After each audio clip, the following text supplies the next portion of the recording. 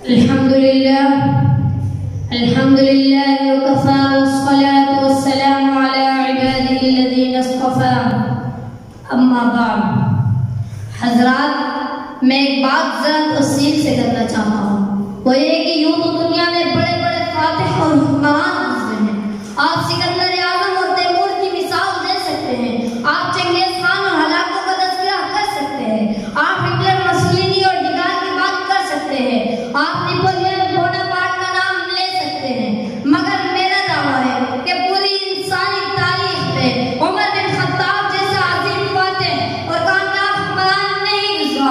दूसरे बातरीन ने सिर्फ शहरों को फतह किया, सिर्फ मैदानों और महलों को फतह किया, मगर उमर बिन खत्ताब ने सिर्फ शहरों और देहातों को, सिर्फ जिस्मों और सरों को नहीं बल्कि दिलों और रूहों को भी फतह किया। अफकार के रुख बदल डाले, सोचों के धारे बदल दिए, अकायद और ख्यालात में इनकलाब पैदा किया।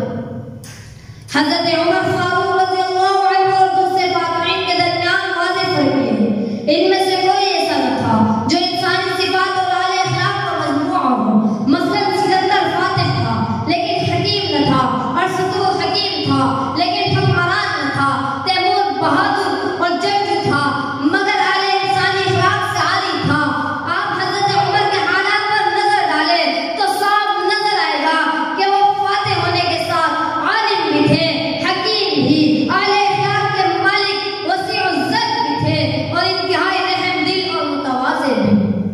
मोहतरम हाज़रीन किराम, हज़रत उमर फारूक रज़ियल्लाहु अन्हु की रोशन सीरत को अपनाते हुए रोशन सीरत मुबारका में हमारे लिए एक सबक है। वो बावजूद एक अजीम फातिह होने के खिदमत खल्क़ में बज़ात खुद मसरूफ़ दिखाई देते हैं। अगर उम्मत मुस्लिमा हज़रत उमर फारूक रज़ियल्लाहु अन्हु की रोशन सीरत मुबारका में हमारे को अपनाते हुए खिदमत खल्क़ की इबादत इलाही और उम्मत की फिक्र को हर चीज पर मुकद्दम कर दे तो कोई ऐसी बात नहीं कि इसकी आखिरत रफ्ता वापस आ जाए। वमा अलैना इल्ला